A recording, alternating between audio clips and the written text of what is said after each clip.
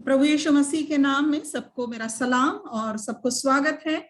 और पुनः एक बार हम शिक्षा में आगे बढ़ना चाहते हैं। जो हमारे सामने शिक्षा है वो यहाँ पर शिष्यता की शिक्षा है। बहुतों ने सीखा है, लेकिन हम जितनी बार सीखते हैं उतनी बार और अधिक मजबूत हो जाते हैं। उतनी बार मैं कहना चाहूंगी कि मैं जितनी बार इसको सिखाती हूँ और सिखाने के लिए सीखती हूँ, पहले रिवाइज करती हूँ, उतनी बार एहसास होता है कि एक नया समर्पण मुझे अपने आप को शिष्यता के लिए करना है। तो शिष्यता इसके लिए जो हमारा मैनुअल है, इसका अर्थ है ये टेक्स्ट बुक है। बहुत ही परिश्रम के साथ, ध्यान पूर्वक, प्रार्थना पूर्वक बाइबल के पदों को लेकर और शिष्यता के ऊपर जो पाठ्यक्रम होते हैं उनकी सहायता से ये मैनुअल तैयार किया गया है। और ये हम सभी कलीसियाओं के लिए बाइबल के आधार पर शिक्षा दे सकते हैं। सभी प्रकार के डिनोमिनेशंस में जो वचन की शिक्षा हम दे सकते हैं वो इस पुस्तक में शिष्यता के लिए, मुख्य विषय शिष्यता जो है उसके लिए है। तो हम शिष्यता मैनुअल जो महिला प्रभाव नेटवर्क अर्थात विन की पाठ्य पुस्तक है और लगभग 13-14 भाषाओं में ये तैयार की जा चुकी हैं। हम हिंदी में से इसको सीखना चाहेंगे, इसे हम आपको बाद में उपलब्ध भी कराएंगे। आज इससे पहला पाठ हम सीखना चाहते हैं और पहला पाठ है शिष्यता के लिए आदेश। मतलब शिष्यता करना है तो आदेश क्या है, किस आदेश के आधार पर हम इस बात पर जोर दे रहे हैं। और सबसे पहले आपके सामने स्क्रीन पर वचन आएगा। आप अपनी बाइबल में भी इसे खोल सकते हैं या मैं आपके लिए जो भी वचन यहाँ दूंगी वो यहाँ पर स्क्रीन पर आपके लिए दिया जाएगा। तो इसी तरह से हम आगे बढ़ते जाएंगे। तो पहला पद जो हमारे पाठ के लिए है वो है मत्ती रचित सुसमाचार वचन 28, 19 और 20। और हम इसमें पढ़ते हैं कि यीशु मसीह अपने चेलों को कह रहा है, इसलिए तुम जाकर सब जातियों के लोगों को चेला बनाओ और उन्हें पिता और पुत्र और पवित्र आत्मा के नाम से बपतिस्मा दो और उन्हें सब बातें जो मैंने तुम्हें आज्ञा दी हैं मानना सिखाओ। इसके आधार पर जब हम देखते हैं तो हमारे सामने मुख्य जो आदेश है शिष्यता के लिए, उसका हिस्सा जो सामने आता है, प्रभु कह रहा है तुम जाकर सब जातियों के लोगों को चेला बनाओ। जिनको उसने चेला बनाया था उन्हें वो कह रहा है तुम जाकर सब जातियों के लोगों को चेला बनाओ। यहाँ पर अगर हम देखें तो यहाँ पर हमारे सामने दो बातें स्पष्ट होती है। सब जातियों के लोगों को, अलग अलग जातियों के लोग हैं, लेकिन प्रभु कहता है चेला बनाओ। तो इस प्रकार ये जो कार्य है ये सक्रिय परिवर्तन लाने का काम है। सक्रिय परिवर्तन, सक्रिय परिवर्तन क्या कि उस परिवर्तन में कुछ करना है, आज्ञाओं को मानना है। तो ये सक्रिय परिवर्तन है। यूं ही किसी की वेशभूषा बदलना नहीं है, लेकिन उनके कार्यों में परिवर्तन लाना है। और इस सक्रिय परिवर्तन लाने का यह काम है, काम करना है। इसका मतलब अपने आप ये नहीं होगा। देखते हैं मूल भाषा में चेला शब्द, इसका अर्थ शिष्य भी होता है और इसका जो शाब्दिक अर्थ है वो है सीखने वाला। चेला या शिष्य मतलब सीखने वाला, वह जिसे सिखलाया गया है। इसका अर्थ यही हुआ कि कोई सीखने वाला नहीं है तो उसे आप चेला नहीं कह सकते। जिसे सिखलाया नहीं गया है वो अपने आप को चेला नहीं कह सकता है। सिखलाया जाने की प्रक्रिया शुरू होती है, शुरू में शुरू करता है, धीरे धीरे आगे चलता है। पूरा नहीं सीखा है लेकिन सिखलाया गया है, मतलब कुछ तो सिखलाया गया है, सीखने वाला है वो। और ऐसा ही व्यक्ति अपने आप को चेला कह सकता है। और इसीलिए चेला बनाओ, ये जो दो शब्द यहाँ पर हमारे सामने है, सीखने वाला और सिखलाया गया, इसके आधार पर चेला बनाओ, इसका अर्थ होता है सिखाओ। बहुत सी अंग्रेजी बाइबल में मेक डिसाइपल्स को टीच देम, मतलब सिखाओ, ये शब्द भी लिया गया है। क्या सिखाओ, क्या सिखाओ? लिखा है वचन 20 में, सब बातें जो मैंने तुम्हें आज्ञा दी है मानना सिखाओ। इसमें दो बातें आ रही है, एक तो यीशु मसीह की सब बातें, और बाद में हमें पवित्र शास्त्र के अध्ययन से समझ में आता है, यीशु की बातों से ही समझ में आता है कि जब वो सब बातें कह रहा है तो वो कहता है, हम देखते हैं उसे यूहन्ना 16 के 26 वचन में, वो कहता है जो कुछ पिता का है वो मेरा है। पिता का क्या है? सारा पुराना नियम पिता का है। और फिर हम जानते हैं कि आगे उसी की बातों में से लेकर पवित्र आत्मा ने प्रेरितों को सिखाया, तो अगला नया नियम की जो पत्रिया है वो भी प्रभु यीशु मसीह की बातों को ही समझाई गई है। और इस प्रकार से सब बातें जो होती हैं वो पूरा संपूर्ण पवित्र शास्त्र होता है। प्रभु यीशु मसीह कह रहा है सब बातें जो मैंने तुम्हें आज्ञा दी है वो मानना सिखाओ। तो ऑब्जेक्ट क्या है कि क्या सिखाना है? कि सब बातें जो उसने आज्ञा दी है और उसे ऐसे सिखाना है कि उसे माना जाए। और इस प्रकार से ये निरंतर की सक्रियता है। निरंतर की सक्रियता मतलब सीखना है और मानना है, सीखना है और मानना है। तो ये शिष्यता के लिए ये अर्थ हम ध्यान में रखें। हमारे पाठ्य पुस्तक में हमें बताया गया है कि सच्चे शिष्य वे ही हैं जो अंततः दूसरों को शिष्य बनाते हैं और उन्हें वे सब बातें जो उसने मतलब प्रभु यीशु मसीह ने आज्ञा दी है मानना सिखाते हैं। तो सच्चे शिष्य वो है। यही महान आदेश है, यही महान आदेश है, ग्रेट कमीशन, और यही शिष्यता का आदेश है, यही शिष्यता का आदेश है। तो शिष्य वे हैं जो दूसरों को शिष्य बनाते हैं और वो सब बातें जो उसने आज्ञा दी है मानना सिखाते हैं। तो हम आगे चलते हैं अपने पाठ में और देखते हैं शिष्य और शिष्यता क्या है। यूहन्ना के 6वें अध्याय से जब हम पढ़ना शुरू करते हैं दूसरे वचन से, तो हम वहां देखते हैं लिखा है कि और एक बड़ी भीड़ उसके पीछे हो ली, क्योंकि जो आश्चर्य कर्म वह बीमारों पर दिखाता था वे उनको देखते थे। तो यीशु मसीह के सेवा कार्य में जब वो इस पृथ्वी पर था वो आश्चर्य कर्म करता था, बीमारों पर दिखाता था, चंगा करता था। और इसे देखने के लिए, तो देखने के लिए भी और उसका लाभ उठाने के लिए भी एक बड़ी भीड़ उसके पीछे हो ली। यह शब्द कितना सुंदर लगता है कि उसके पीछे हो ली। तो यहां पर यह तो हमें दिखता है, लेकिन हम जब इस अध्याय को पूरा पढ़ते जाते हैं तो हमें मालूम है कि इसी अध्याय में प्रभु यीशु मसीह ने 5000 को भोजन खिलाया, मात्र 5 रोटी और 2 मछली से तृप्त किया। लोग उसे राजा बनाना चाहते थे, लोग उसे राजा बनाने के लिए पकड़ना चाहते थे, वो उनसे दूर चला गया। और जब पुनः दूसरी दिन इन लोगों ने उसे खोज निकाला तो वो उन्हें गहरी आत्मिक बातें सिखाने लगा।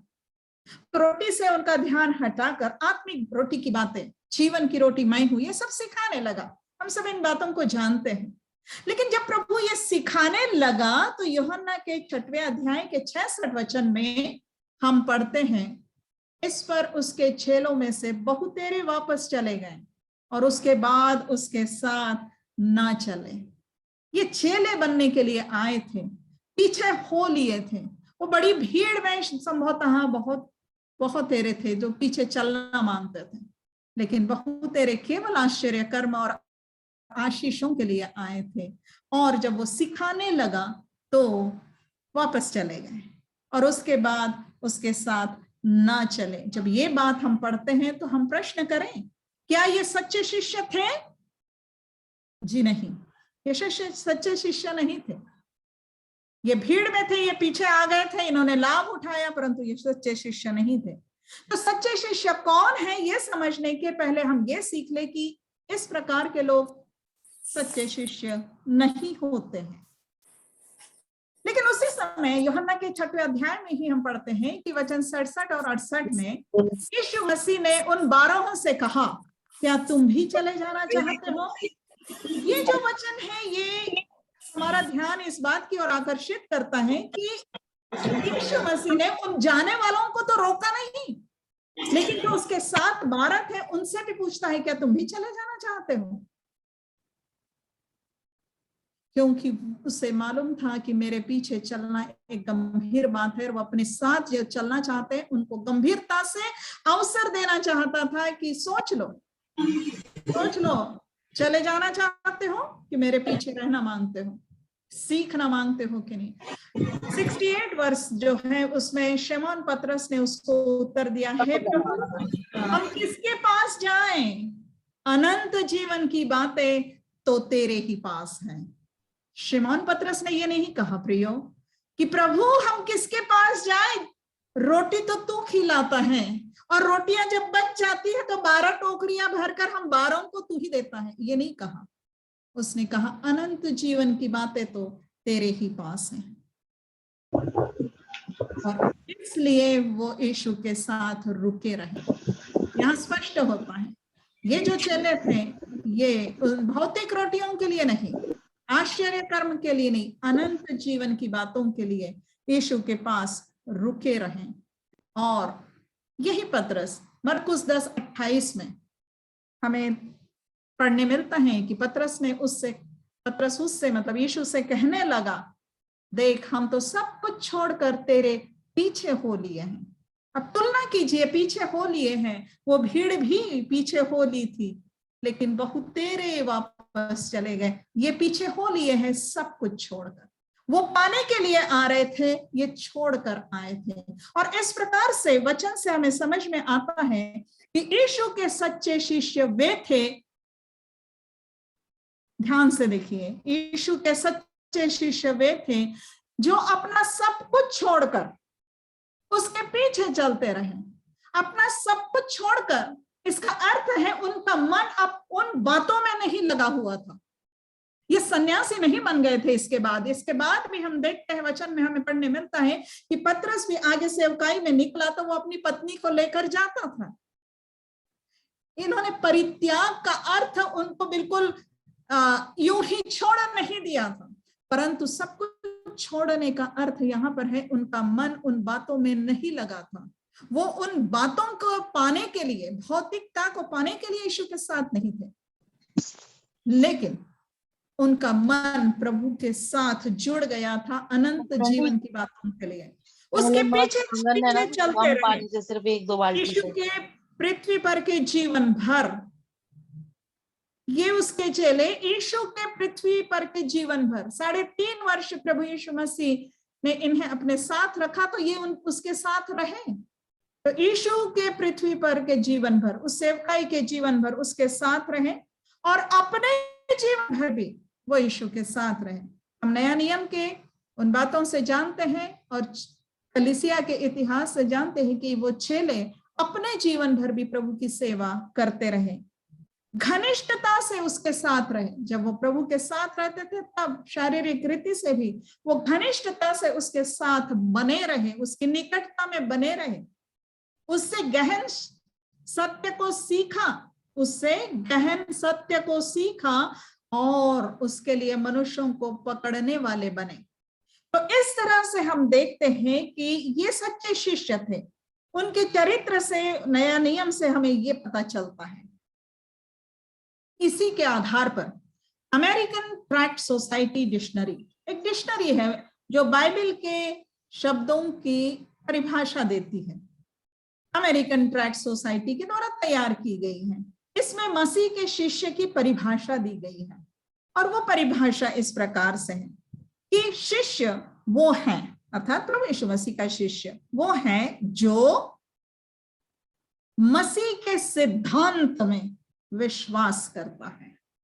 मसीह का सिद्धांत, मसीह परमेश्वर का पुत्र, परमेश्वर के द्वारा इस संसार में भेजा गया, जो जगत के पापों के लिए क्रूस पर अपना प्राण दिया, मर गया, गाड़ा गया और तीसरे दिन जी उठा। ये मसीह के सिद्धांत में ये सब बातें आती है।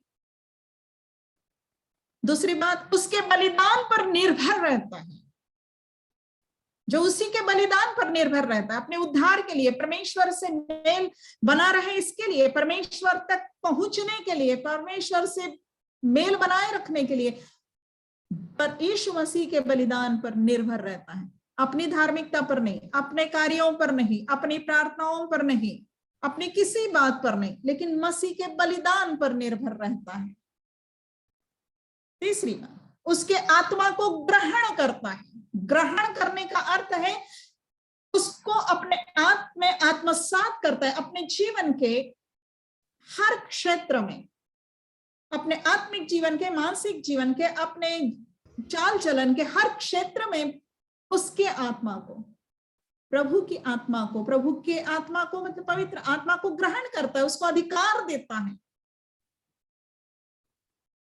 उसके नमूने का अनुसरण करता है, मतलब यीशु के नमूने का अनुसरण करता है और उसका काम करने के लिए जीता है। तो इस प्रकार से ये व्यक्ति जो है, जो इन 5 बातों को लेकर चलता है, जिसके जीवन में ये 5 बातें मिलती हैं, वो है जो शिष्य है। 5 बातें। मसीह के सिद्धांत में विश्वास करता है, उसके बलिदान पर निर्भर रहता है, उसके आत्मा को ग्रहण करता है, उसके नियंत्रण को, उसके अधिकार को, कि अब मैं मेरा नहीं, अब मैं तेरे पवित्र आत्मा के नियंत्रण में चलूंगा, अब तू और प्रभु, तू और तेरा स्वभाव मुझ में राज्य करेगा। उसके नमूने का अनुकरण करता है, जैसा मसीह चला वैसे चलता है, जैसे मसीह ने प्रभु पिता की इच्छा पूरी की वैसे करता है और उसी का काम करने के लिए जीता है। आखिरी बात क्या है? उसका काम करने के लिए जीता है। काम क्या है मसीह का काम? क्या काम सौंपा है मसीह ने अपने शिष्यों को? आप अपनी सारे पृथ्वी के लोगों को सुसमाचार सुनाओ और उन्हें चेले बनाओ और पिता पुत्र पवित्र आत्मा के नाम से बपतिस्मा दो। उन्हें मेरी सारी बातें मानना सिखाओ। बिल्कुल सही, ये काम करना है, ये काम करना है, चेला बनाना है, प्रभु की बातें मानना सिखाना है, ये काम करता है। बहुत बार हम विश्वास में रहते हैं, प्रभु पर निर्भर हैं, आत्मा से चलते हैं, उसके नमूने का अनुकरण करते हैं, लेकिन उसका काम करते कि नहीं, ये बात रह जाती है। और इसलिए हमें इस बात पर जोर देना है। ये शिष्यता के पाठ हमें इस और अधिकाई से ले जाते हैं कि हम उसका काम करने के लिए जिए, क्योंकि ये 5वीं बात जब हमारे जीवन में पूरी होती है, तभी हम पूरी रीति से सच्चे शिष्य ठहरते हैं। तो यहाँ पर एक बात हमने आखिरी वाले पर जोर दिया, वो बहुत ही जरूरी है, लेकिन पहली बात जो लिखी है, शिष्य कौन है, तो मैंने कहे मसीह के सिद्धांत में विश्वास करता है। जिस प्रकार से मैंने शुरू में बताया कि मसीह का सिद्धांत, बाइबल के सिद्धांत, मसीही शिक्षा के सिद्धांत बहुत तेरे हैं, लेकिन मसीह का सिद्धांत मतलब मसीह कौन है? मसीह परमेश्वर का पुत्र, परमेश्वर के द्वारा भेजा गया, हमारे पापों के लिए प्रायश्चित हुआ, वो पुनरुत्थित प्रभु है, उस पर विश्वास करने से ही पापों की क्षमा मिलती है। ये जो सिद्धांत है, इस पर विश्वास करता है। तो शुरुआत यहां से होती है। तो हम देखते हैं कि शिष्यता जो है एक तीर के समान हमें दिखाई गई है कि ये चलने वाली बात जो है, ये शुरुआत होती है उद्धार से। शुरुआत होती है उद्धार से, क्योंकि जो कोई मसीह के इस सिद्धांत पर विश्वास करता है, जो अभी हमने समझा, तो उसका उद्धार होता है। उद्धार के लिए ऐसा विश्वास करना है। चंगाई के लिए आप मात्र उसके सामर्थ्य पर विश्वास कर लोगे, पर्याप्त होता है। प्रभु कर तो उसकी दया करुणा, परंतु उद्धार के लिए वो मेरे पापों के लिए मरा, गाड़ा गया, तीसरे दिन जी उठा। ये जो उसका सिद्धांत है कि वही एकमात्र उद्धार करता है, वही परमेश्वर के द्वारा भेजा गया मसीह अर्थात हमारे लिए प्रायश्चित, ये जो विश्वास है, ये उद्धार दिलाता है। और इस उद्धार से ही फिर शिष्यता। तो शिष्यता क्या है? शिष्यता उद्धार के बाद अगला कदम है। उद्धार के बाद अगला कदम, हमें अपने लिए भी इसको जानना है। और हमें जब शिष्य बनाने का काम करते हैं, हमें इस बात को ध्यान देना है कि हमें लोगों को उद्धार में पहले लाना है। इसका मतलब यही हुआ कि कोई मात्र आज्ञाओं को सीख ले, बहुत से दूसरे भी कुछ महान पुरुष है जो यीशु मसीह की 2-4 बातों को सीख ले, वो शिष्य नहीं बनते हैं। जब तक उद्धार नहीं हुआ है, तब तक आज्ञा मानने का भी कोई अर्थ नहीं होता है। हाँ, ये हो सकता है कि आज्ञा मानते मानते किसी दिन प्रभु का कार्य आपके जीवन में होगा, लेकिन वो संभावना अगर ना हुई तो याद रखें, शिष्य बनना उद्धार से शुरू होता है। तो उद्धार, तो हमारे पाठ में हमें बताया गया है कि उद्धार जो है एक घटना है, उद्धार एक घटना है जो हमारे जीवन में घटती है। उस समय हमारे पापों की क्षमा हम प्राप्त करते हैं, हम नई सृष्टि बन जाते हैं मसीह में, हम नया जन्म पाते हैं। ये घटना है। एक बार जैसे हमारा शारीरिक जन्म होता है वैसे हमारा एक उद्धार होता है। लेकिन शिष्यता जो है ये प्रक्रिया है, प्रक्रिया है, प्रक्रिया चलती रहती है, आरंभ होती है और चलती रहती है। शिष्यता एक प्रक्रिया है, ध्यान में रखें। तो पाठ में हमें समझाया गया है कि शिष्यता की प्रक्रिया इस निमित्त ठहराई गई है कि हम उद्धार के बाद के जीवन को अपने उद्धारकर्ता प्रभु के आदर्श तथा आज्ञाओं के सांचे में ढाल सके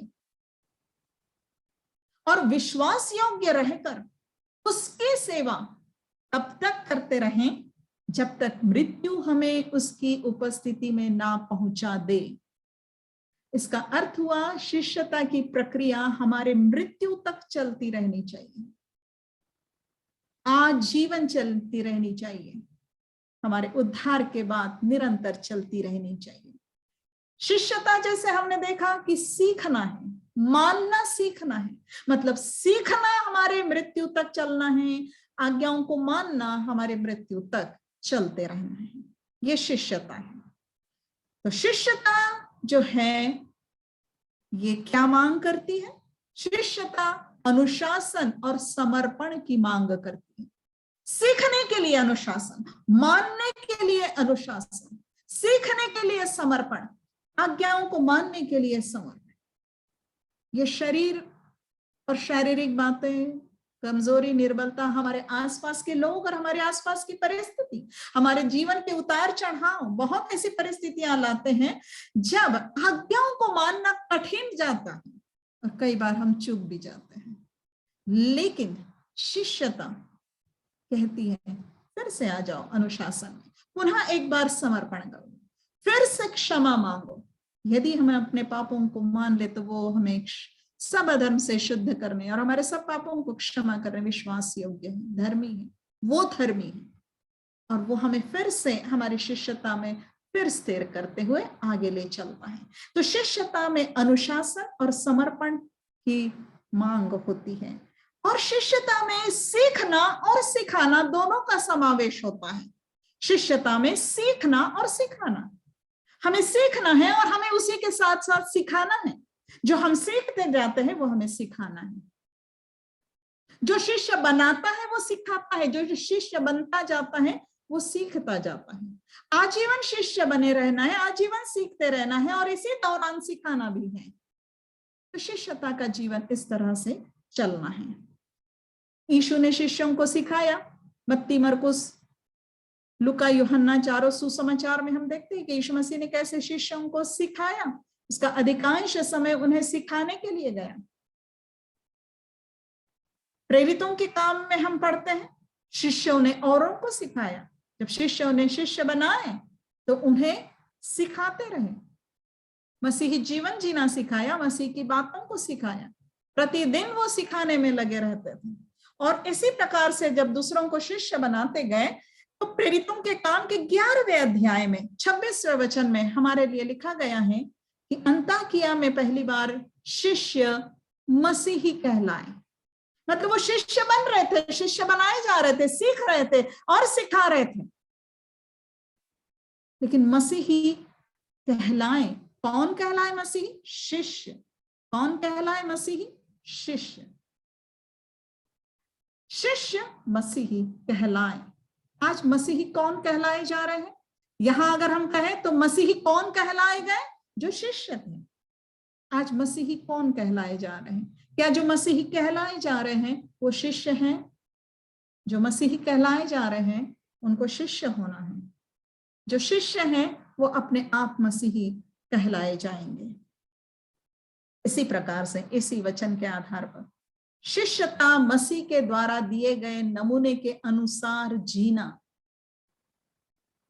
पवित्र शास्त्र में वर्णन की गई जीवन शैली को अपनाना है।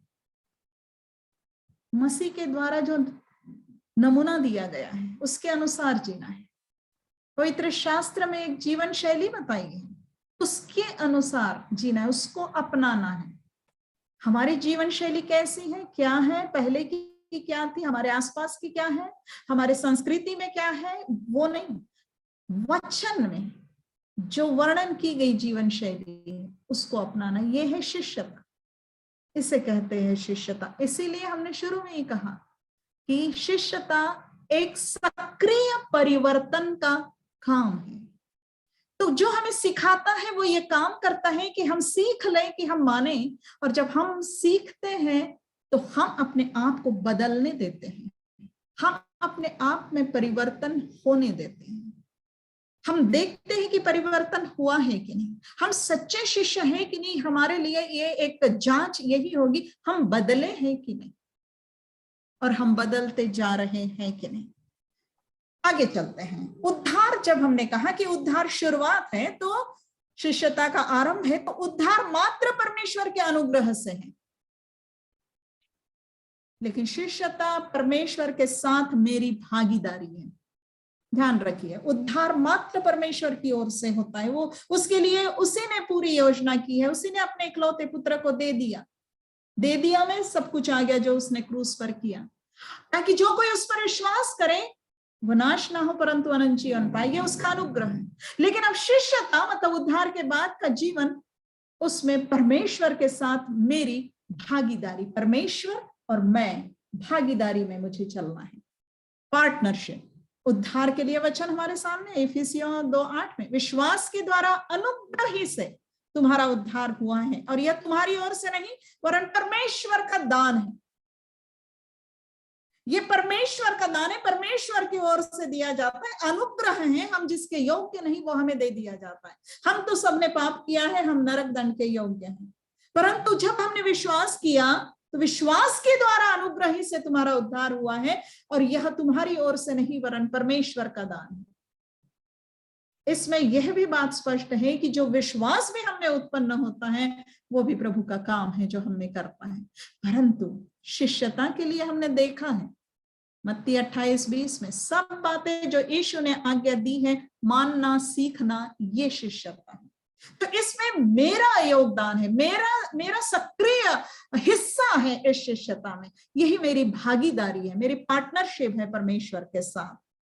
प्रियो, हमारा पाठ हमें बताता है कि जब हम परमेश्वर के द्वारा उद्धार पाते हैं, उसके अनुग्रह से मसीह के बलिदान पर विश्वास करके उद्धार पाते हैं, तब हम परमेश्वर के पवित्र आत्मा के द्वारा भरे जाते हैं। जब हम उद्धार पाते हैं, हम पवित्र आत्मा के द्वारा भरे जाते हैं। वो हमें पवित्र आत्मा देता है, पवित्र आत्मा के द्वारा ही विश्वास कार्यरत होता है, पवित्र आत्मा के द्वारा ही अनुग्रह आता है। इसका मतलब है जो उद्धार हो रहा है उसे क्षण पवित्र आत्मा हम में कार्य कर रहा है, और हम जब अपने आप को समर्पित करते हुए उस उद्धार को में पा लेते हैं तो वो पवित्र आत्मा एक छाप के अनुसार, एक बयाने के अनुसार हमें मिलता है। वो हमारे अंदर स्थायी निवास करने आता है। वो आता है और जाता है, ऐसा नहीं है, वो आ जाता है। हाँ, हमें निरंतर भरते रहना है, निरंतर अपनी सक्रियता में बढ़ते रहना है, वो बात है। लेकिन उद्धार पाते हैं तब परमेश्वर के पवित्र आत्मा के द्वारा हम भरे जाते हैं, परिपूर्ण मतलब और अधिक भरते रहना है, लेकिन प्राप्त करते हैं, उससे भरे जाते हैं जो हमें परमेश्वर को प्रसन्न करने वाला जीवन जीने के योग्य बनाता है। बिना पवित्र आत्मा के हम परमेश्वर के योग्य जीवन, उसको प्रसन्न करने वाला जीवन नहीं जी सकते। उद्धार के बाद जब शिष्यता शुरू होती है, पवित्र आत्मा की सहायता से ये चलती है। और शिष्यों के लिए जो हम देखते हैं यूहन्ना 14:26 में यीशु ने कहा था, वह तुम्हें सब बातें सिखाएगा और जो कुछ मैंने तुमसे कहा है वह सब तुम्हें स्मरण कराएगा। वो सब बातें सिखाएगा। और ये जब आरंभिक काम था यीशु मसीह के जाने के बाद, जो यीशु मसीह की सारे बातें थी, क्रूस का अर्थ, उसका लागूकरण, वो सब कुछ क्या होना है, कैसे होना है, सुसमाचार कैसे बताना, ये सब बातें पवित्र आत्मा ने चेलों को सिखाई। लेकिन आज फिर उन्हीं बातों में से लेकर वो हमें सिखाता है, हमें स्मरण कराता है। जीवन के विभिन्न परिस्थितियों में जब हमें मसीही जीवन जीना होता है, परीक्षाओं में, परिस्थितियों में, कठिनाइयों में जब हम असावधान होने लगते हैं तब वो वचन को याद दिलाता है। जब हमें लगता है हमें क्रोध आ रहा है और हमारी शारीरिक अवस्था बिल्कुल क्रोध करने की होती है, तब पवित्र आत्मा हमें याद दिलाता है क्रोध ना करो। जब हमारा मन किसी को क्षमा नहीं करने के लिए कठोर होता है तो वचन से याद दिलाता है कि 7 के 70 बार क्षमा करो। और इसी प्रकार से वचन याद दिला दिलाकर जब हम उसकी बात सुन लेते हैं और उसके अनुसार करते हैं, जो हमारा मन कह रहा है, हमारा शरीर कह रहा है, हमारी जबान कह रही है, वो ना करते हुए पवित्र आत्मा जो हमें बता रहा है वो जब हम करते हैं तो यही हमारी भागीदारी होती है। वो हमें परमेश्वर की बात याद दिलाता है और हम उसे करते हैं और ये हमारी भागीदारी होती है। और इस तरह से हम परमेश्वर के साथ भागीदारी करते हुए शिष्यता में बढ़ते हैं। तो प्रियो, हमारा पाठ हमें सिखाता है कि जबकि हम अपने उद्धार के लिए कुछ नहीं कर सकते, शिष्य बनने के लिए हमें अवश्य ही कुछ करना है। शिष्य बनने के लिए हमें अवश्य ही कुछ करना है, जबकि पवित्र आत्मा हमें इस योग्य बनाता है। हमें कुछ करना है, जैसे हमने कहा कि वो याद दिलाता है, वो आज्ञाएं याद दिलाता है, वो बाइबल के जो प्रभु के लोग हैं उनके जीवनों को याद दिलाता है और हमें उत्साहित करता है वैसा जीवन जीने के लिए। प्रतिज्ञाओं को याद दिलाता है और हमें प्रोत्साहित करता है कि उसके अनुसार चले। और जब हम उनको ग्रहण करते हैं और जब हम उसके अनुसार करते हैं तो ये हमारी भागीदारी होती है, ये हमें कुछ करना है। जब हम कहते हैं कि मसीह के समान मुझे बना, मसीह का सा स्वभाव मेरा हो, अपने आप नहीं होता है। हाँ, वचन सिखाता है और उसे करने के लिए हम समर्पित करते हैं और जब अवसर आता है तो हम उस तरह का स्वभाव दिखाने के लिए अपने आप को पवित्र आत्मा के अधीन करते हैं, तैयार रहते, करते हैं अपनी ओर से। अपनी शारीरिक बातों को नकार करते हैं, अपनी चिड़चिड़ाहट, अपनी कुड़कुड़ाहट, अपने निराशाओं का नहीं साथ देते, परंतु हम वचन के अनुसार करते। ये हमारी भागीदारी। इसी को कहा जा रहा है कि शिष्य बनने के लिए हमें अवश्य ही कुछ करना है। और क्या कहता है? हम तब तक अच्छे शिष्य नहीं बन सकते जब तक हम पवित्र आत्मा के साथ एक सक्रिय भागीदारी एवं सहयोग में नहीं है। वही हमें शिष्यता की आवश्यक बातों को करने की सामर्थ्य देता है। ऐसा वह परमेश्वर के वचन को हमारे जीवन में काम में लाते हुए करता है। और जब वो ये ऐसा करना मांगता है और जब हम नहीं करते तब हम उसे शोकित करते हैं। हम ऐसा ना करें, बल्कि सहयोग दे, वैसा करें और उसके साथ चले। ये शिष्यता है, ये सीखना है, भागीदारी। यदि हम शिष्य बनना चाहते हैं तो वह हम ही हैं जो उसके आज्ञाओं को सीखते हैं और उनका पालन करते हैं। हमें शिष्य बनना है तो वह हम हैं जो उसके आज्ञाओं को सीखते हैं और उनका पालन करते हैं। हमारे लिए कोई और नहीं करेगा, यह हमें करना है, मुझे करना है। मुझे शिष्य बनना है तो मुझे करना है, आज्ञाओं को सीखना है, उसका पालन करना है। प्रत्येक जन हम में से जो शिष्य बनना चाहता है, प्रत्येक को सीखना है और उसका पालन करना है। ये व्यक्तिगत बात है, वचन सीखना है। और इसी को गलातियों 5:16 में कहा गया है, आत्मा के अनुसार चलो। जब आत्मा पवित्र वचन के अनुसार, मसीह की बातों के अनुसार, परमेश्वर की बातों के अनुसार, पवित्र शास्त्र के अनुसार हमारी अगुवाई करता है, उसके अनुसार हम करते हैं। यह है आत्मा के अनुसार चलना। उसे पूरा नियंत्रण देते हैं, जैसे तू कह रहा है वैसा मैं करूंगी। मेरा मन बिल्कुल नहीं है किसी को क्षमा करने का, उन्होंने बहुत बड़ी चोट पहुंचाई है मुझे, लेकिन वचन कहता है, पवित्र आत्मा याद दिलाता है, क्षमा करना है। कोई ऐसा व्यक्ति है मेरा मन ही नहीं बिल्कुल प्रेम करने का उससे, लेकिन वो वचन से याद दिलाता है 1 कुरिन्थियों 13 अध्याय को, प्रेम कैसा है और मुझे प्रेम करना है। जब मैं वचन के अनुसार चलती हूं तब मैं भागीदारी कर रही, और ये शिष्यता है। एक उदाहरण, बहुत सारे उदाहरण है हमारे पाठ में, लेकिन हम आगे चलते हुए सीखते जाएंगे बहुत से बातों को। तो वो मैं ही हूं जो मुझे करना है, इसके लिए मैं एक वचन इसमें से चुनी हूँ। रोमियो 12:1 लिखा है, इसलिए हे भाइयों, मैं तुमसे परमेश्वर की दया स्मरण दिलाकर विनती करता हूं कि अपने शरीरों को जीवित और पवित्र और परमेश्वर को भावता हुआ बलिदान करके चढ़ाओ। चढ़ाओ, बलिदान करके चढ़ाओ, यही तुम्हारी आत्मिक सेवा है। ये एक मांग है शिष्यता की। इसलिए पहला शब्द देखिए, इसलिए। इसलिए ये किस लिए आया है? जिन्होंने IBS किया है वो जानते हैं। इसलिए यहां इसलिए है कि उसके पहले जो कुछ कहा गया है उसके आधार पर। अगर ये 12वें अध्याय का पहला वचन है, इसका मतलब पहले के सारे 11 अध्याय इसलिए सिखाए गए हैं, इसलिए समझाए गए हैं कि अब तुम ऐसा करो। मतलब वो तुमने सीखा, वो तुमने समझा, तो अब तुम ये करो।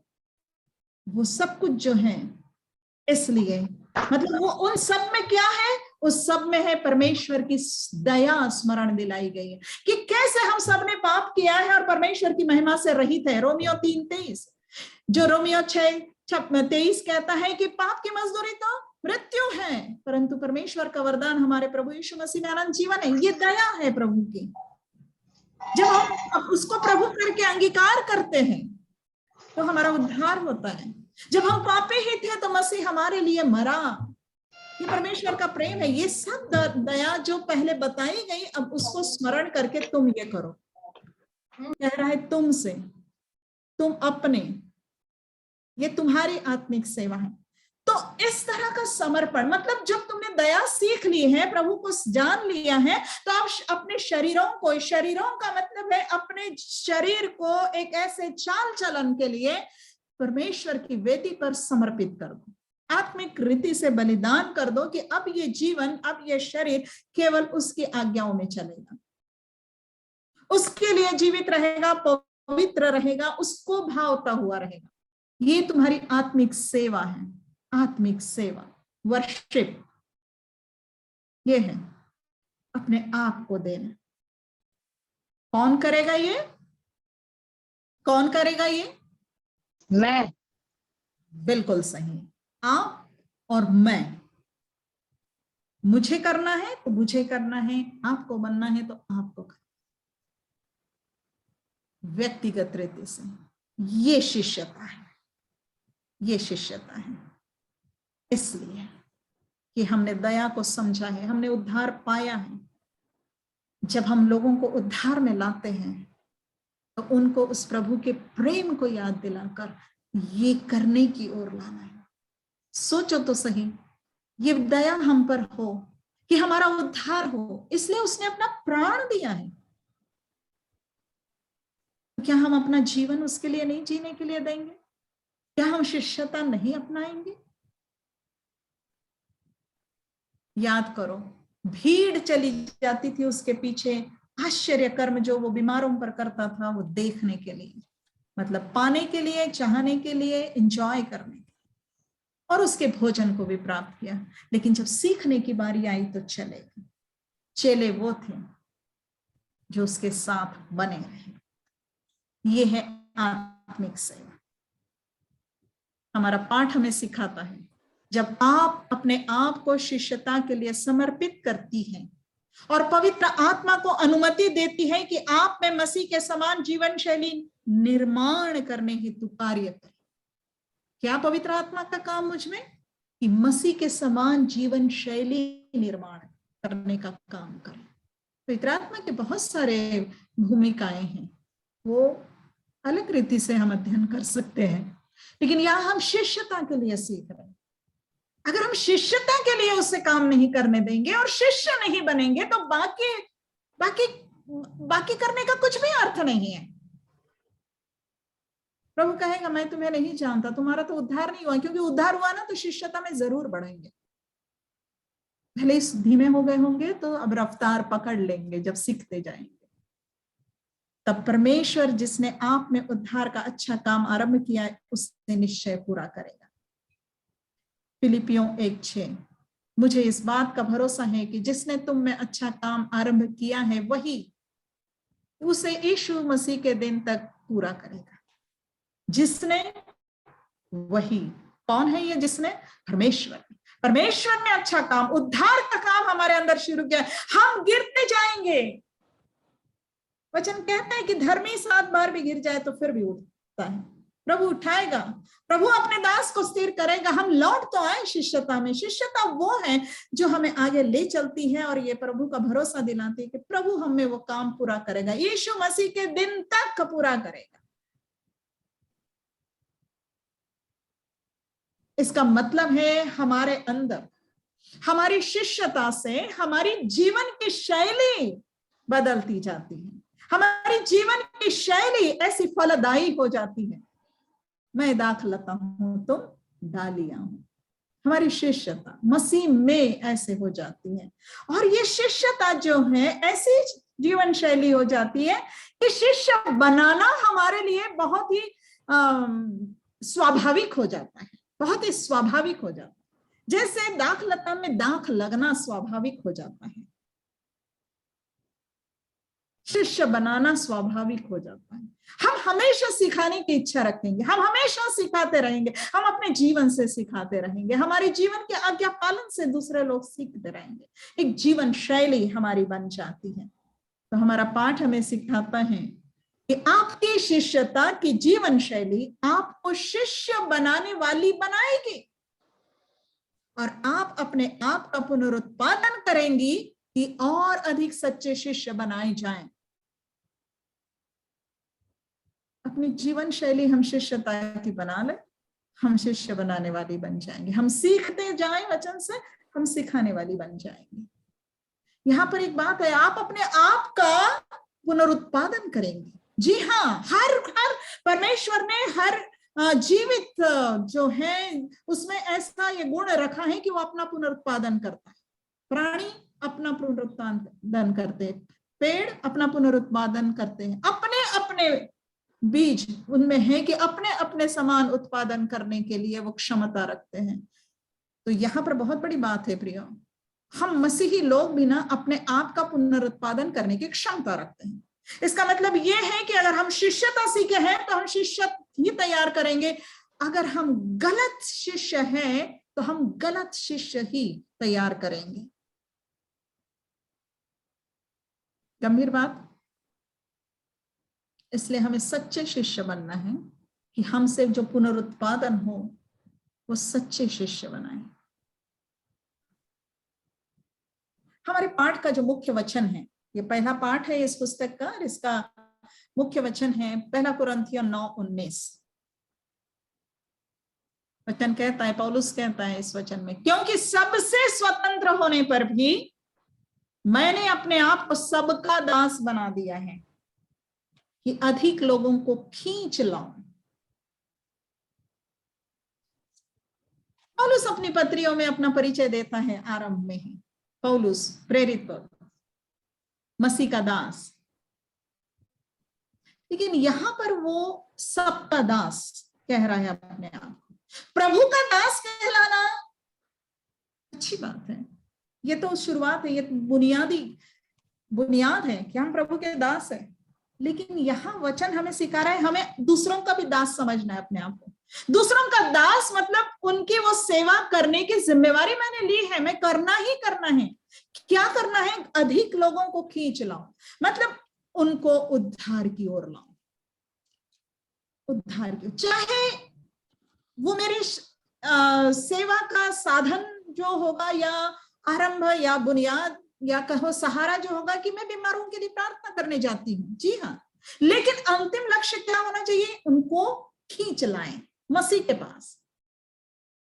मैं पढ़ाने के लिए जाती होंगी, लेकिन मेरा लक्ष्य क्या है? मतलब प्रौढ़ शिक्षा देने की सेवा का कार्य मैं कर रही हूँ, लेकिन लक्ष्य क्या होना चाहिए? उन्हें प्रभु के पास लाऊं। मैं अपने बच्चों को बढ़ा रही हूँ कि वो पढ़े लिखे बड़े हों, लेकिन लक्ष्य क्या है? उनको प्रभु के पास खींच लाऊं, मतलब उद्धार पाने की ओर ले आऊं। तो ये जो हमारे पहले पाठ का जो शिष्यता का आदेश है, तो ये पहला मुख्य वचन हमारे लिए है कि हमें अपने आप को सबका दास बना लेना कि हम मसीह के पास उनको खींच लाएंगे। लेकिन आज पहले पाठ के साथ 12वें पाठ का भी थोड़ा सा जिक्र जिक्र यहाँ पर हम करना चाहते हैं कि, और पहले उसका मुख्य पद ही हम लेते हैं यहाँ पर। वो कहता है 12वें पाठ का मुख्य पद 2 तीमुथियुस 2:2 हमारे लिए है, वो है जो बातें तूने बहुत गवाहों के सामने मुझसे सुनी है उन्हें विश्वासी मनुष्यों को सौंप दे जो औरों को भी सिखाने के योग्य हो।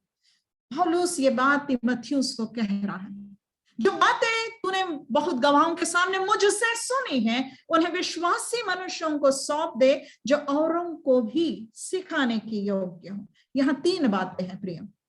पहली बात, 3 बातें हैं और 3 बातों से 3 प्रकार के लोग हमारे सामने आ रहे हैं। पहले ये बात से, जो बातें तूने मुझसे सीखी है, तूने मुझसे सीखी है, मतलब तीमुथियुस ने सीखी है, मुझसे मतलब पौलुस से सीखी है। तो पौलुस है जो तीमुथियुस को सिखा रहा है।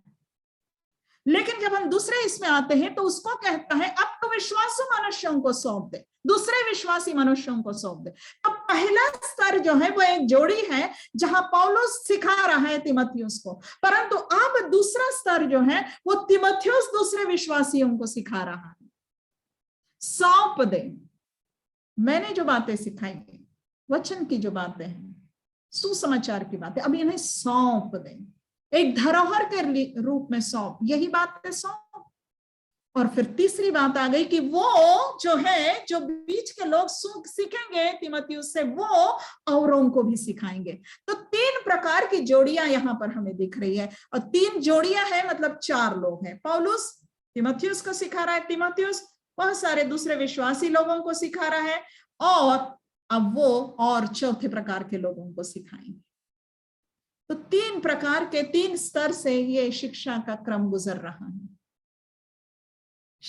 महिला प्रभाव नेटवर्क इसी बात को रखता है हमारे सामने। विमेन्स इम्पैक्ट नेटवर्क, महिला प्रभाव नेटवर्क। हम शिष्यता के इन पाठों को इसलिए सीखना चाह रहे हैं।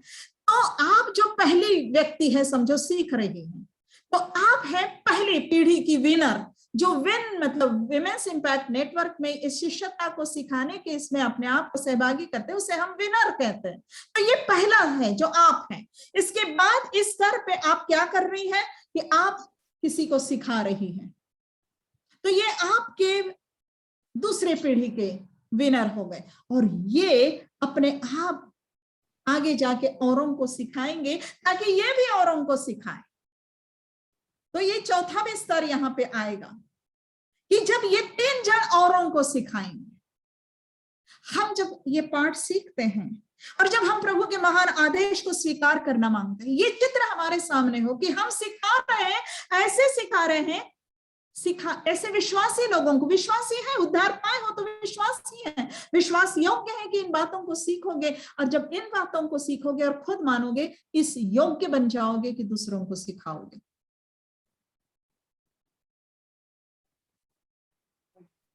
शिष्यता सिखाने की योग्यता ये है कि हम मानना सीखें ताकि हम सिखाएं। अब हम देखते हैं कि यही महान आदेश है, यही तो महान आदेश में कहा गया है ना, कि सिखाओ तो और अधिक सच्चे शिष्य बनाए जाए। यही महान आदेश का लक्ष्य है, और अधिक सच्चे शिष्य जो प्रभु की बातों को मानेंगे, बनाए जाए। यह है महान आदेश।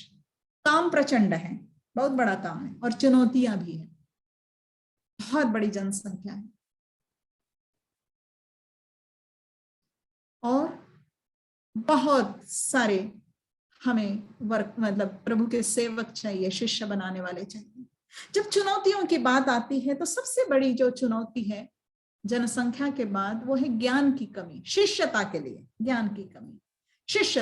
ज्ञान की कमी जब हम कहते हैं तो हमारे पाठ में हमें बताया गया है कि नए विश्वासियों में बहुत सारे लोग विश्वास में आ रहे प्रियो, है ना, बहुत सारे लाखों लोग एकत्रित होकर हमें कई प्रकार की सेवकाइयों में देखते हैं तो कहे लाखों लोग जुड़े हैं, यूट्यूब के माध्यम से लाखों लोग जुड़े हैं। तो नए विश्वासियों में महिलाओं का प्रतिशत बहुत बड़ा है, जिन्हें मसीह की शिष्या बनने की शिक्षा देना आवश्यक है। शिष्य बनने की शिक्षा देना आवश्यक है।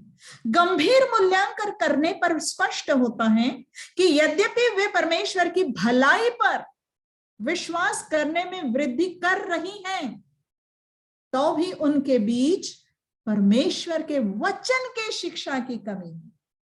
हम इसलिए कि महिलाओं के बीच में प्रभाव डालकर शिष्यता सिखाने की बात कर रहे हैं, इसलिए हम महिलाओं का जिक्र यहां कर रहे हैं। लेकिन संपूर्णता से देखे जाए तो नए विश्वासियों में लोग भलाई पर तो बहुत ज्यादा विश्वास करते हुए बढ़ रहे हैं, बहुत ज्यादा पक्के हैं, परंतु शिक्षा की कमी है, वचन की शिष्यता की शिक्षा की कमी है। कौन देगा? कौन देगा?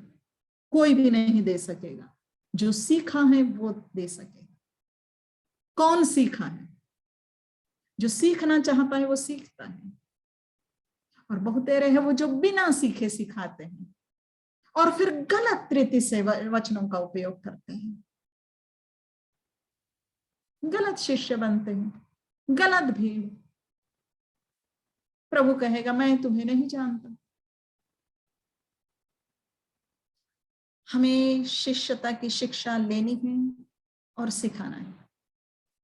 जो भी प्रभु के नाम से एकत्रित हो रहा है, आप ढूंढिए, आप जाइए, आप शिक्षा दीजिए। कौन करेगा? आप और मैं करेंगे। अवसर जहां जहां मिलता है समय लीजिए, जाइए, तैयार रहिए, सीख कर तैयार रहिए। यदि सच्चे शिष्य बनने के लिए उन्हें प्रशिक्षित किया जाए तो वे परमेश्वर के राज्य के लिए मधुमक्खियों की तरह सुनियोजित परिश्रम करते हुए औरों को मसीह के पास लाने हेतु, मतलब उन्हें सच्चे शिष्य बनाने हेतु तैयार की जा सकती है, किए जा सकते हैं। मधुमक्खी के समान। मधुमक्खी अकेले काम नहीं करती। जो शहद मिलता है, मधु मिलता है, वो अकेले मधुमक्खी का काम नहीं होता है। ढेर सारी मधुमक्खियां मिलकर काम करती है, झुंड में काम करती है। मधुमक्खी के झुंड को रोक नहीं सकता है कोई, वो एक झुंड में काम करती है। हमें मधुमक्खियां बनना है प्रभु के लिए, प्रभु के कार्य के लिए। ये चित्र ये दिया जा रहा है हमें कि ऐसे हमें सुनियोजित तरह से प्रभु का कार्य करना है। हमें विन यही सिखाना मांगता है, विमेंस इम्पैक्ट नेटवर्क। आप वो मधुमक्खी है, आप 3 मधुमक्खियां लें, वो और मधुमक्खियां और 3 मधुमक्खियां और 3 मधुमक्खियां अपने साथ लें, और इस तरह से देखा जाए तो हर एक मधुमक्खी के द्वारा हर जगह झुंड के झुंड तैयार किए जा सकते हैं, हर जगह चाहिए। आज हम यहाँ जूम में मिल रहे हैं, ये जूम हो जाए, बाहर यही ना रहे केंद्र, ये बढ़ जाए, बाहर जाकर बिखर जाए। काहे के लिए? और मधुमक्खियां तैयार करने के लिए। हम जो कुछ यहाँ सीखेंगे हम आगे चल के इस तरह से कार्य करने के लिए सीखेंगे, और ऐसे झुंड बनाने के लिए प्रभु आपका उपयोग करना चाहता है, हर एक का उपयोग करना चाहता है, हर एक का, हर शिष्य का, हर शिष्य का। जब ये सेवकाई शुरू की गई 2014 से, तो इस तरह से झुंड बनते गए। नागपुर का एक चित्र मैं आपको दिखा रही हूँ, बहन सुनीता जो है उसके साथ अपने 3 नए विश्वासियों को सिखा रही है। नागपुर के छोटे सी जगह में घर में दरी बिछाकर बैठकर वो शिष्यता सिखा रही है। जबलपुर में पहचान रहे होंगे आप इस घर को बहुत तेरे लोग, बहन सीमा चार्ल्स बैठी हैं और अपने घर में ये पाठ करा रही हैं, शिष्य बना रही है। शिष्य बनाने का काम, एक मधुमक्खी 3 मधुमक्खियों को वो शहद से भरकर प्रभु के राज्य के लिए शहद जमा करने के लिए, लोगों को प्रभु के पास लाने के लिए भेज रही है। Women's impact network, women's impact network, महिला प्रभाव नेटवर्क। ये पुस्तकें हमने आपके सामने यहाँ दिखाई है कि शिष्यता मैनुअल पहला भाग है, शिष्यता मैनुअल दूसरा भाग है। उसके बाद परमेश्वर के लोग, ये एक पोर्टेबल बाइबल स्कूल का एक संक्षिप्त अध्ययन है, और उसमें से भी हमने महिलाओं के लिए पुस्तक तैयार की है जो महिलाओं को विशिष्ट रीति से सेवकाई के लिए तैयार करने के लिए उन्हीं के लिए योग्य बनाई गई है। और इंडक्टिव बाइबल स्टडी जो बहुतों ने आप बहन सीमा के द्वारा ही, इस दबोरा ग्रुप के द्वारा किया है। और ये IBS इसलिए है कि यहाँ तो आप पाठ पाठ पाठ सीखते हैं, लेकिन यहाँ पर आप IBS से आप वचन खुद पढ़ना, वचन सीखना सीख लेते हैं, क्योंकि अंततः ये पाठ जो वचन पर ही आधारित है, अब हमें पूरा वचन सीखना है। तो इस सेवकाई के लिए आपको बुलाया जा रहा है। ये जो पाठ आपके लिए यहाँ तैयार किए जा रहे हैं, प्रस्तुत किए जाएंगे, आपको यहाँ पर सिखाए जाएंगे, ये एक प्रेरणा के लिए है, सीखने के लिए कि आओ हम विनर्स बने। विनर्स मतलब विन, विमेंस इंपैक्ट नेटवर्क, महिला प्रभाव नेटवर्क, शिष्यता के लिए, हम शिष्यता सीखने के लिए हम विनर्स बने, हम शिष्य बने और हम शिष्य बनाए। लक्ष्य है ये सेवकाई यहीं पर समाप्त नहीं होगी। आपके स्थान में बहुतायत से बढ़ती जाएगी, चाहे वो 3 जन से शुरू करें, एक छोटा सा समूह। हम सीखें और सिखाएं, हम विनर्स बने मतलब हम शिष्य बने, हम शिष्य बनाए, हम सीखे और सिखाएं। महिला प्रभाव नेटवर्क का जो दर्शन है, मतलब जो कार्य के लिए लक्ष्य रखा गया है, दर्शन का मतलब होता है कुछ कार्य करने के लिए प्रभु की ओर से हमने पाया है कि और लक्ष्य रखा है, ऐसा करेंगे, वो सेवा का दर्शन वो ये है कि वेन ऐसी कल्पना करता है कि मसीही महिलाएं गहरी शिष्यता का आह्वान स्वीकार किए हुए दूसरी महिलाओं के जीवन में सक्रिय आत्मिक निर्माण करने का संकल्प किए हुए हैं कि परिणाम स्वरूप वे भी सशक्त शिष्य बनाने वालियां बनेंगी। हम एक से शुरू करेंगे और बहुवचन में जाएंगे, हर एक मसीही महिला। पौलुस यही कहता है, तूने मुझसे सीखी, अब ये सौंप दे कि वो दूसरों को सिखाएं। और यही इसमें चित्र है कि आप सीखोगे, आप सिखाओगे कि वो दूसरों को सिखाएं। शिष्यता का आह्वान क्या है? शिष्यता का आह्वान हम और बहुत कुछ सीखते जाएंगे इन पाठों में, लेकिन आज के पाठ से जो शिष्यता का आह्वान हमें मिल रहा है वो है अपने शरीरों को जीवित और पवित्र और परमेश्वर को भावता हुआ बलिदान करके चढ़ाओ। यही तुम्हारी आत्मिक सेवा है।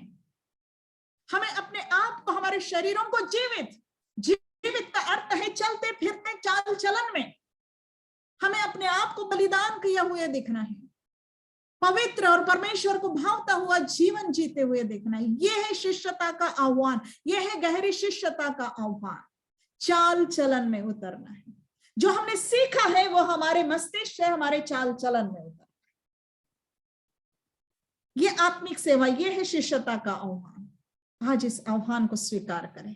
और इसी के साथ जो हमारे पहले पाठ के लिए है कि सबसे स्वतंत्र होने पर भी मैंने अपने आप को सबका दास बना लिया है कि अधिक लोगों को खींच लाऊं, प्रभु के पास खींच लाऊं। हम सीखेंगे आने वाले पाठों में कि किस प्रकार से प्रभु के पास लोगों को लाना है, किस प्रकार से सुसमाचार सुनाना है, किस प्रकार से आत्माओं को जीतना है। ये हमारे लिए लक्ष्य बन जाना चाहिए। और इसी के साथ ही केवल मसीह के पास लाऊं ऐसा ही नहीं, लेकिन जो बातें बहुत से गवाहों के सामने मुझसे सुनी है उन्हें विश्वासी मनुष्यों को सौंप दें, और जो औरों को भी सिखाने के योग्य। ये हमारे सामने लक्ष्य होगा। ये है आत्मिक निर्माण करना, ये है सक्रिय आत्मिक निर्माण करने का काम, कि उनको सिखाओ, कि वो सीखें, कि वो दूसरों को सिखाएं, कि शिष्य बने और शिष्य बनाएं।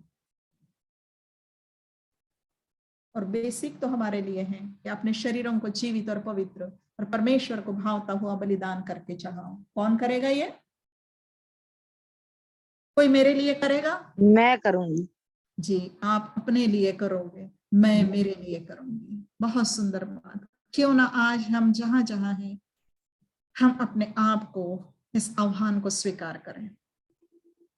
पहली बात, मेरा अपना समर्पण, प्रभु के साथ मेरी गहरी शिष्यता, और फिर दोनों ओर ये कि मैं प्रभु के पास लोगों को लाऊंगी और मैं सिखाऊंगी, विश्वासी मनुष्यों को सिखाऊंगी, सौंपूंगी।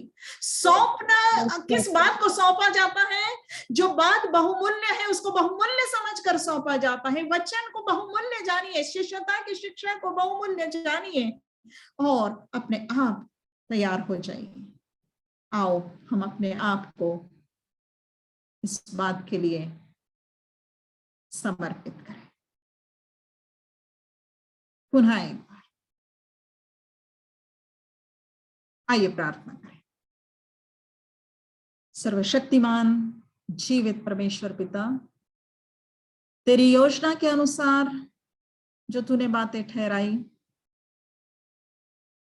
अपने पुत्र को हमारे लिए दे दिया ताकि वो हमारे लिए ही नहीं लेकिन संपूर्ण जगत के लिए प्रायश्चित, पापों का प्रायश्चित ठहरा, ताकि उस पर विश्वास करने से हम उद्धार पाएं। धन्यवाद करते उद्धार के लिए जो मसीह यीशु के द्वारा हमें मिला है, तेरे प्रेम और तेरे अनुग्रह से मिला है।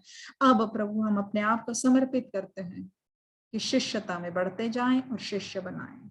प्रत्येक के हृदय में तू अपने आत्मा का कार्य करता रहे और हमें चलाता रहे। जो कुछ जहां कहीं जब कभी संभवतः आज भी अगर हम चुके हैं तो हमारी क्षमा कर प्रभु, ना केवल सेवा कार्य में लेकिन हम व्यवहारिक जीवन में, अपने घर में, अपने परिवार में जहां कहीं चुके हैं, हमारी क्षमा कर प्रभु। हमें पुनः एक बार शुद्ध और पवित्र कर। तू धर्मी है, तू विश्वास योग्य है, हम तुझ पर भरोसा करते हैं और तू ही इस कार्य को जो हमने शुरू किया है पूरा करेगा। इस आश्वासन के लिए तेरा धन्यवाद देते हैं। चलते हैं प्रभु जी हम तेरे साथ, ले चल हमें अपने आत्मा की अगुवाई में, अपने वचन के मार्गदर्शन में, अपने मसीह की महिमा के लिए, उसके आदेश को पूर्ण करने के लिए। सारी महिमा तुझे मिले, तेरा राज्य बढ़े, हम घटे और मसीह बढ़े। प्रभु यीशु के ही नाम से मांगते हैं, आमीन। आमीन।